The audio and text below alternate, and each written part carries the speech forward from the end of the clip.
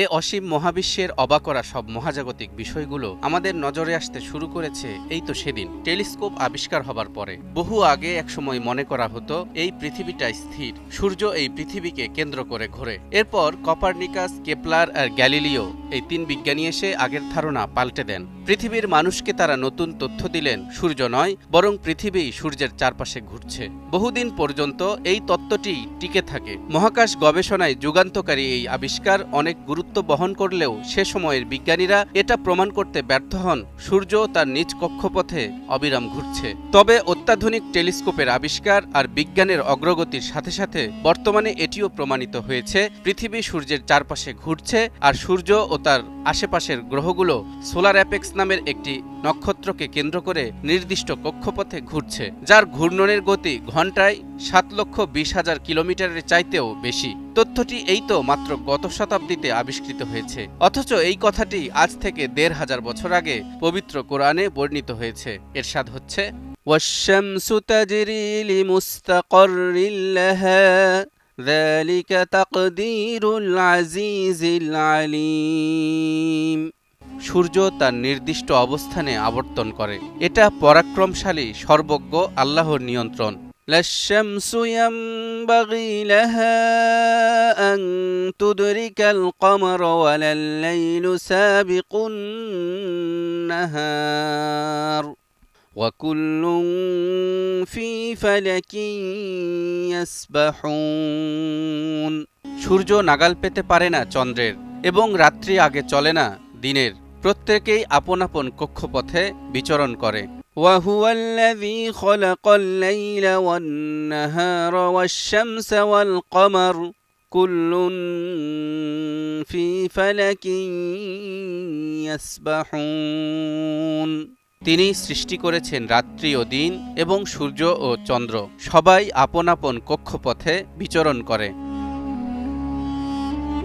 দর্শক, এই আয়াতগুলো থেকে কি তথ্য পেলেন? 1400 বছর আগেই চন্দ্র ও সূর্য আপন আপন কক্ষপথে বিচরণের তথ্য দেয়া হয়েছে আল কোরআনে। এমনকি অন্য একটি আয়াতে সূর্যের গতিবিধি সম্পর্কেও বৈজ্ঞানিক তথ্য দিয়ে বর্তমান বিজ্ঞানীদের দৃষ্টি আকর্ষণ করা হয়েছে। আল্লাহ বলেন, রব্বুস সামাওয়াতি ওয়াল আরদি ওয়া মা বাইনাহুমা ওয়া রব্বুল মাশারিক।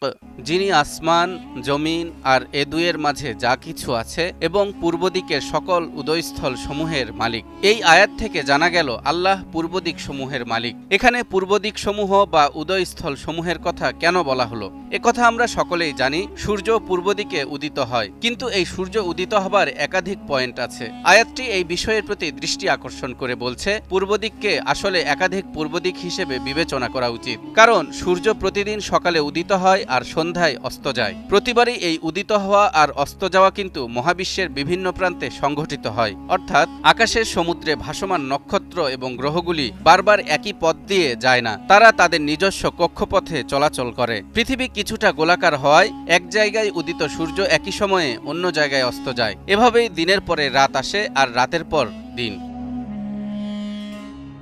সেজন্যই আয়াতে সূর্য উদয়ের একাধিক স্থানের কথা বলা হয়েছে, একক উদয়ের স্থান নয়। আর এ কারণেই পৃথিবীর এক একটি অঞ্চলে সকালের সময় ভিন্ন ভিন্ন, এক একটি দেশ ভিন্ন ভিন্ন ঘন্টা, মিনিট এবং সেকেন্ডে সূর্য উদিত হওয়ার জন্য অপেক্ষা করে। আমরা বিভিন্ন স্থান থেকে সূর্যের উদয় দেখি। সূর্য একই সূর্য এবং পৃথিবী একই পৃথিবী, কিন্তু স্থানটি মহাকাশে ভিন্ন। দর্শক, এবার বলুন, কোরআনে 1400 বছর আগে সূর্য ও নক্ষত্রের চলাচল সম্পর্কে যা বলা হয়েছিল তা কি এখন বিজ্ঞানীদের দ্বারা প্রমাণিত হয়েছে? কোরআন সেই আল্লাহর বাণী, যিনি আসমান তৈরি করেছেন, সেখানকার পথ নির্ধারণ করেছেন এবং সূর্য ও তারাকে সেই পথে চলতে বাধ্য করেছেন। বিষয়টিকে এভাবে ছাড়া অন্যভাবে ব্যাখ্যা করার কি কোনো সুযোগ আছে? 1400 বছর আগের এমন এক লোক, যিনি দুনিয়ার কোনো প্রাতিষ্ঠানিক শিক্ষা গ্রহণ করেননি, তার পক্ষে এমন কিছু তথ্য দেয়া কি সম্ভব যে তথ্যগুলো গত শতাব্দীর আগ পর্যন্ত বিজ্ঞানীরা স্বীকার করেনি? কেন মুহাম্মদ সাল্লাল্লাহু আলাইহি ওয়াসাল্লাম সেই শতাব্দীর মানুষের বিরোধিতা করে এমন দাবি করেছিলেন এবং তার বিশ্বাসযোগ্যতা ঝুঁকির মুখে ফেলেছিলেন, যখন মহাকাশ সম্পর্কে প্রায় সমস্ত তথ্যই ছিল ভুল এবং কুসংস্কারাচ্ছন্ন? এমনকি তাদের ধারণাতেও এমন কিছু ছিল না। এই সমস্ত প্রশ্নের উত্তর কেবল এই সত্য দিয়েই দেয়া যেতে পারে, কোরআন আল্লাহর কিতাব। যদি এটা মেনে নেওয়া হয় কোরআন কোনো মানুষের বাণী, তাহলে শত শত প্রশ্নের উদ্ভব হবে। সেক্ষেত্রে কোরআনে বর্ণিত কোনো বৈজ্ঞানিক তথ্য ব্যাখ্যা করা যাবে না। সুতরাং এসব প্রশ্নের একমাত্র উত্তর যা হৃদয় ও মনকে প্রশান্ত করতে পারে তা হল কোরআন আল্লাহর দেয়া এমন এক শাশ্বত গ্রন্থ এবং বিশ্বমানবতার প্রতি প্রেরিত জীবনবিধান, যা তার প্রিয় নবী হযরত মুহাম্মদ সাল্লাল্লাহু আলাইহি ওয়াসাল্লামের উপর নাজিল করা হয়েছিল। তালহা ইবনে রেজা, নিউজ 24।